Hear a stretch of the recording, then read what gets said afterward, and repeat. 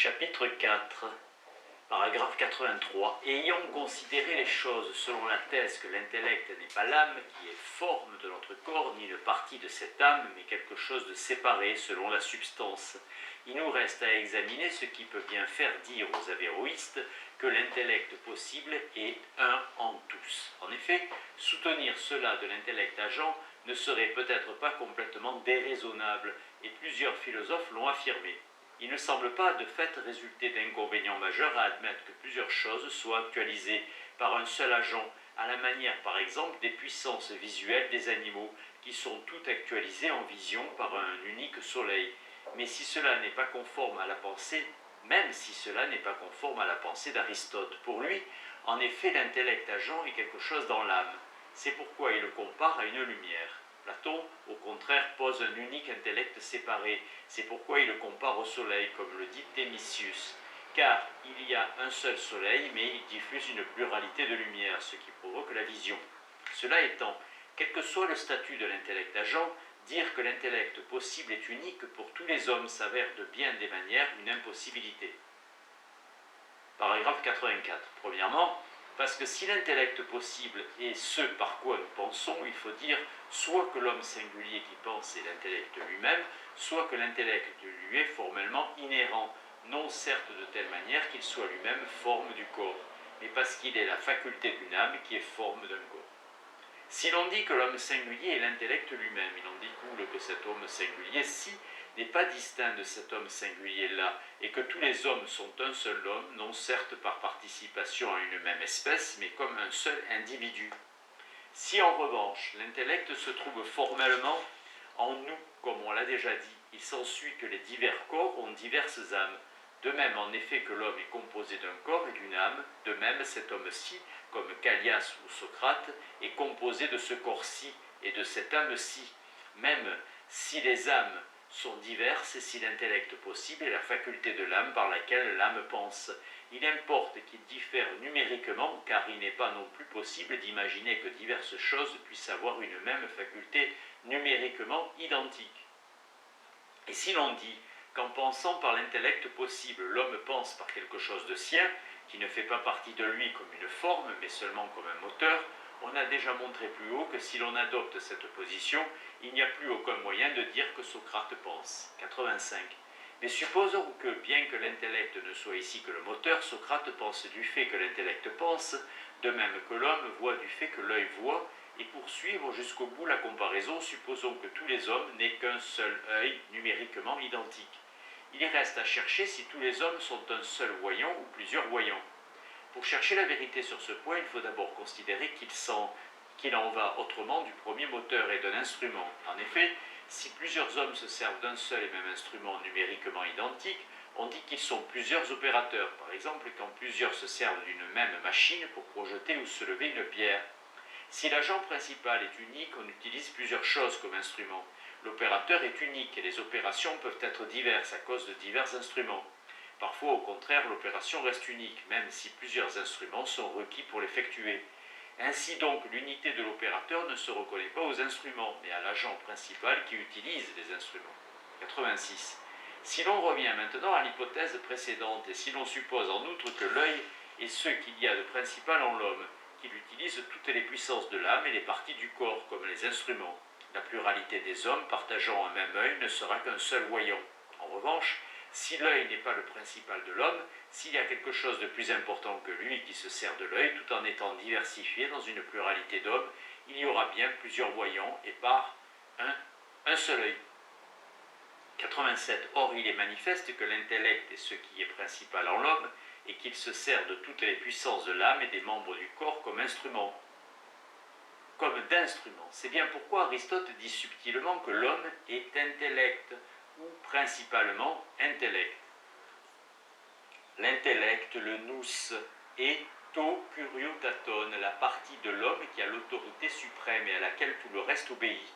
C'est la partie supérieure de l'âme. Selon Aristote, il est évident que chaque homme ait cette partie dominante même, ou qu'il ait tout au moins principalement cette partie. Pour Thomas, qui durcit la nuance introduite par Aristote, il ne revient pas au même de dire que l'homme est intellect et que l'homme est principalement intellect. La première thèse est platonicienne, la seconde seule est aristotélicienne. Sur cette distinction capitale, on notera que c'est parce que l'homme de bien aime plus que tout cette partie qui est en lui, qu'Aristote peut formuler sinon l'équivalence, du moins la solidarité fondamentale pour son éthique de la vie contemplative et de l'égoïsme vertueux. L'homme de bien est suprêmement égoïste. L'homme vertueux a le devoir de s'aimer lui-même. Chez les avéroïstes latins, le lien entre l'apologie de la vie théorétique et la célébration de l'amour de soi est clairement marqué. Il sera vigoureusement mis en cause par les censeurs lors des condamnations parisiennes de 1277. Si donc l'intellect de tous les hommes est unique, il s'ensuit nécessairement qu'il n'y a qu'un seul pensant et par conséquent un seul voulant et un seul utilisateur pour l'arbitre de sa volonté, de tout ce qui distingue les hommes les uns des autres. Et il en résulte en outre que si l'intellect dans lequel seul réside la principauté et le pouvoir de tout utiliser est identique et indivis en tous les hommes, il n'y a aucune différence entre eux quant au libre choix de la volonté et qu'elle est identique en tous. Ce qui est manifestement faux et impossible, c'est en effet contraire au phénomène et cela détruit toute science morale et tout ce qui relève de la société politique et qui est naturel à l'homme, comme le dit Aristote. 88. De plus, si tous les hommes pensent par un seul intellect, de quelque manière qu'il leur soit uni, que ce soit comme forme ou comme moteur, il s'ensuit nécessairement qu'une pensée partagée par tous les hommes simultanément par rapport à un même intelligible sera elle-même numériquement une. Par exemple, si je pense à une pierre, et si tu y penses également, il faudra que mon opération intellectuelle et que ton opération intellectuelle ne fassent qu'une seule et même opération. En effet, rien ne peut venir du même principe actif, qu'il s'agisse d'une forme ou d'un moteur, par rapport à un même objet. Qu'une opération numériquement identique, de la même espèce et dans le même temps, cela résulte nettement de ce qu'Aristote déclare dans le livre 5 des Physiques. D'où, s'il y avait une pluralité d'hommes partageant un même œil, leur vision à tous ne ferait qu'une par rapport au même objet dans le même temps. Semblablement, donc, il y a un unique intellect de tous les hommes. Il y aura nécessairement une seule action intellectuelle de tous les hommes pensant la même chose en même temps, et ce principalement parce que rien de ce qui est censé distinguer les hommes les uns des autres ne communique avec l'opération intellectuelle. De fait, les images sont le préambule de l'action de l'intellect, comme les couleurs le sont pour celle de la vue. Leur diversité ne suffit donc pas à diversifier l'action de l'intellect, surtout par rapport à un seul et même intelligible. C'est pourquoi les avéroïstes posent que la science de cet homme-ci diffère de la science de cet homme-là, dans la mesure où celui-ci pense les choses dont il a des images et celui-là d'autres choses dont il a des images. Mais en deux hommes qui savent et pensent la même chose, l'opération intellectuelle elle-même ne peut en rien être diversifiée par la diversité des images. 89. Mais il faut montrer en plus que cette thèse est entièrement incompatible avec les paroles d'Aristote. En effet, il dit que l'intellect possible est séparé et qu'il est en puissance toute chose, mais il ajoute: quand il devient ainsi chacune d'elles, à savoir en acte, il se dit comme le savant qui est en acte. En d'autres mots, au sens où si la science est l'acte, le savant est dit être en acte en tant qu'il en a un habitus. Thomas fonde toute son argumentation sur la distinction entre être et avoir. C'est la science qui, comme forme, est acte. C'est pourquoi il précise, cela arrive à l'instant où il est de lui-même capable d'opérer, et même alors il est encore en puissance d'une certaine façon, non pas cependant de la même manière qu'avant d'avoir appris ou d'avoir trouvé. Puis il demande si l'intellect est simple et impassible, et si, comme le dit Anaxagore, il n'a rien de commun avec quoi que ce soit, comment pensera-t-il, puisque penser c'est subir une certaine passion? Et pour résoudre le problème, il répond: l'intellect est en puissance d'une certaine façon, les intelligibles, mais il n'est en acte aucun d'eux avant de penser, et il doit en être comme d'une tablette où il n'y a rien d'écrit en acte. C'est exactement ce qui se passe pour l'intellect. La doctrine d'Aristote est donc qu'avant d'apprendre ou de trouver l'intellect possible, est en puissance comme une tablette où il n'y a rien d'écrit en acte. En revanche, après avoir appris et trouvé, il est en acte du point de vue de l'habitus, du savoir grâce auquel il peut opérer tout seul, même s'il est simultanément en puissance par rapport à sa considération actuelle et effective. 90. Il faut aussi remarquer trois choses. Premièrement, que l'habitus du savoir est l'acte premier de l'intellect possible lui-même. C'est par lui que l'intellect passe à l'acte et peut opérer tout seul.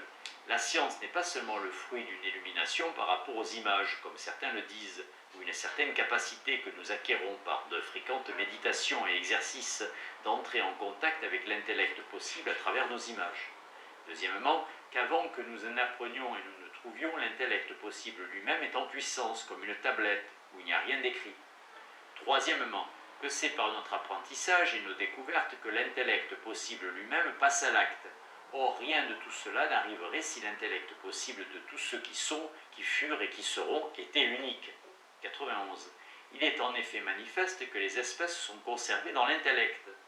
De fait, c'est le lieu des espèces, comme Aristote l'a dit plus haut, et en outre la science est un habitus permanent. Si donc, grâce à un de nos prédécesseurs, l'intellect est passé à l'acte, selon certaines espèces intelligibles, et s'il a été actualisé dans un habitus de savoir, tant cet habitus que ces espèces demeurent en lui.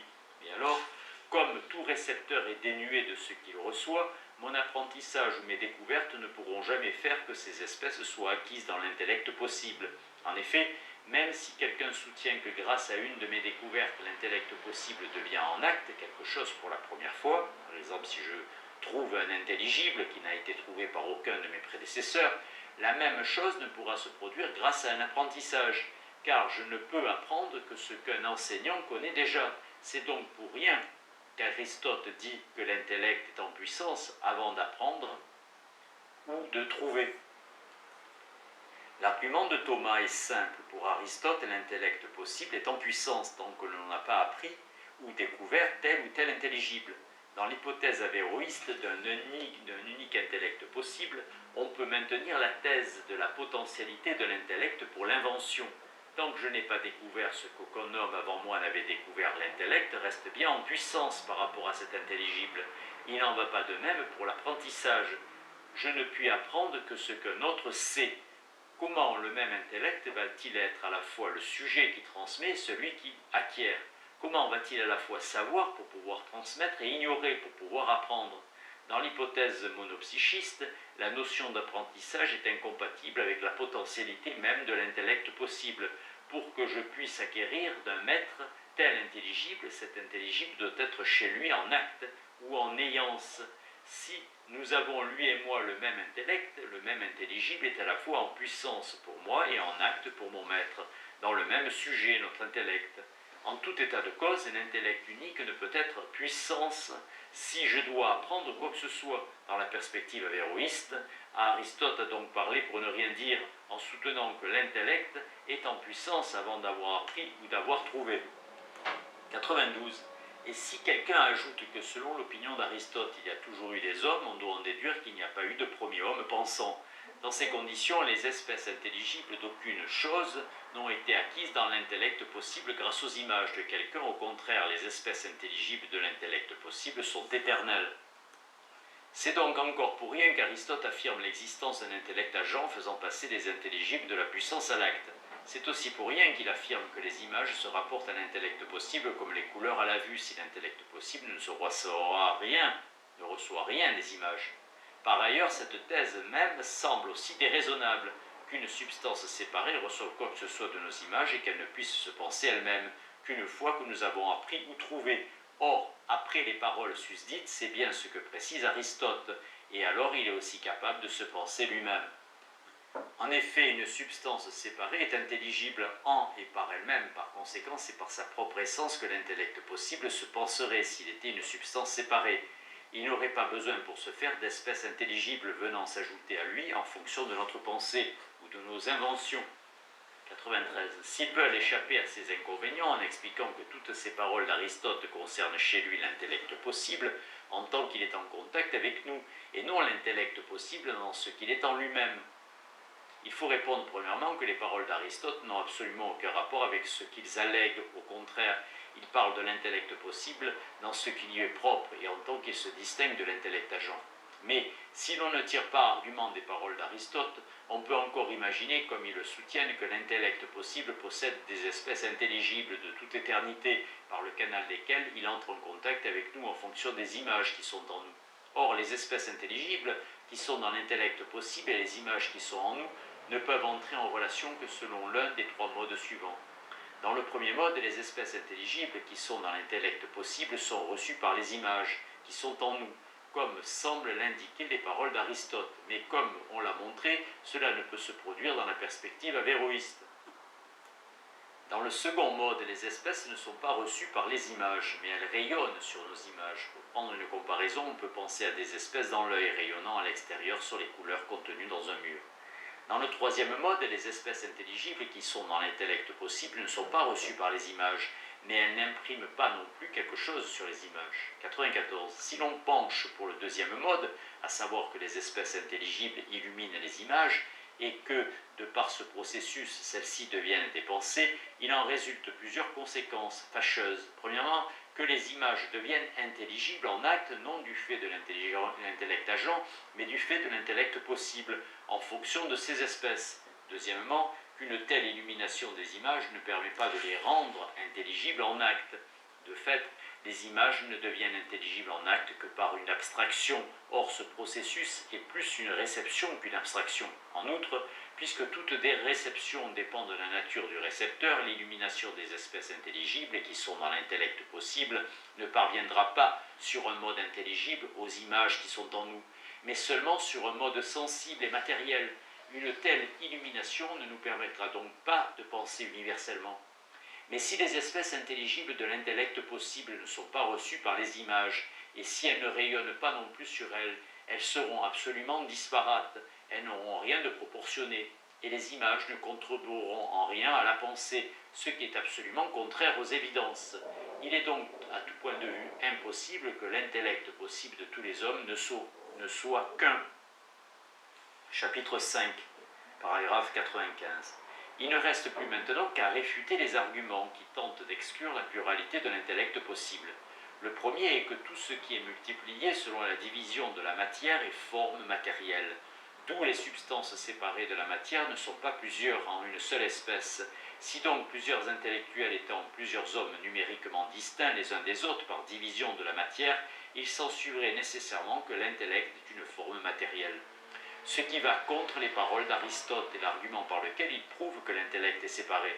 Si donc l'intellect est séparé, et s'il n'est pas une forme matérielle, il n'est en rien multiplié par la multiplication des corps. 96. Ils font tellement confiance à cet argument qu'ils disent que Dieu ne pourrait faire plusieurs intellects de même espèce en divers hommes. Ils pensent en effet que cela impliquerait contradiction, car le fait d'avoir une nature multipliable selon le nombre est étranger à l'essence d'une forme séparée, et ils ne s'en tiennent pas là, car ils prétendent en conclure qu'aucune forme séparée n'est numériquement une, ni quelque chose d'individué, et ils disent que cela se voit dans le langage lui-même, car n'est un en nombre que ce qui est un de nombre. Or, une forme libérée de toute manière n'est pas un de nombre, rien en elle le fait du nombre, c'est la matière qui fait qu'il y a nombre. 97. Mais pour commencer par la fin, les avéroïstes semblent ignorer la signification même des mots qu'ils utilisent, particulièrement dans le dernier argument. En effet, dans le livre 4 de la métaphysique d'Aristote, il dit que la substance de chaque être est une, et cela non par accident. Il dit encore que l'un n'est rien d'autre en dehors de l'être. Si donc la substance séparée est un être, elle est une selon sa substance, d'autant que selon Aristote, Métaphysique livre 8, pour les choses qui n'ont pas de matière, il n'y a pas de cause qui constitue leur unité et leur être. Mais le livre 5 de la métaphysique montre que l'un se dit de 4 façons, en nombre ou selon l'espèce, le genre ou la proportion. Or, on ne peut pas dire qu'une substance séparée soit une seulement par l'espèce ou par le genre, car être un par l'espèce ou par le genre, ce n'est pas être un absolument parlant.